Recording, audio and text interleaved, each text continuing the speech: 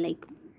আজকে একটা খুব সুন্দর গল্পের উদাহরণ আমি নিয়ে এসেছি। সেটা হলো কলমের কথায় আল্লাহ তাআলা একবার অসন্তুষ্ট হয়ে বলেন, কলম তুমি আমার নামের সঙ্গে ওই নাম না লিখে অনেক বড় ভুল করেছো। মানে আল্লাহ পাক তাকে একটা নির্দেশ দিয়েছিলেন যে আমার নামের সঙ্গে যেরকম আমরা পেহলা কালমা তাইয়াবা পড়ে থাকি, লা ইলাহা ইল্লাল্লাহ মুহাম্মাদুর রাসূলুল্লাহ, মানে এখানে অন্য একটা নাম বলতে আমাদের নবী করিম সাল্লাল্লাহু আলাইহি ওয়াসাল্লামের নাম লিখতে বলা হয়েছে। তো সে সেটা লেখেনি, বিকজ আল্লাহ পাকের সঙ্গে তো কারো তুলনা হয় না, কারো তার সমতুল্য হয় না, তার জন্য শুধুমাত্র আল্লাহ পাকেরই জিকির করেছে। তার পরিপ্রেক্ষিতে এই বড় ভুলের কথা আল্লাহ পাক ওকে বলছে। তো ওই নামটি যার, সে আমার একান্তই প্রিয়জন, অন্তরঙ্গ বন্ধু, এরকম আল্লাহ পাক বলছেন।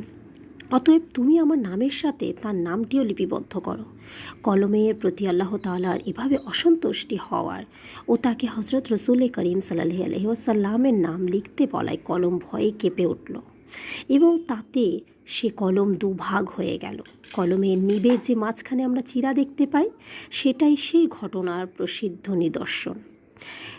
সে যা হোক, আল্লাহ তাআলার আদেশ অনুসারে কলম এরপর থেকে কী করলো, আল্লাহ রসুল হজরত মুহাম্মদ সাল্লাল্লাহু আলাইহি ওয়াসাল্লাম নামও গোপন রহস্যাবলী তারপরের থেকে লিখলো।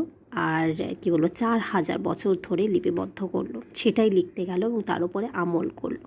একটা কলম যদি এরকম আমল করতে পারে, তাহলে আল্লাহ পাকের তো দেয়া নির্দেশ অনেকই রয়েছে, সেগুলোর উপরে কি আমরা আমল করতে পারবো না? যত সম্ভব চেষ্টা করব আমরা, ইনশাআল্লাহ। আসসালামু আলাইকুম।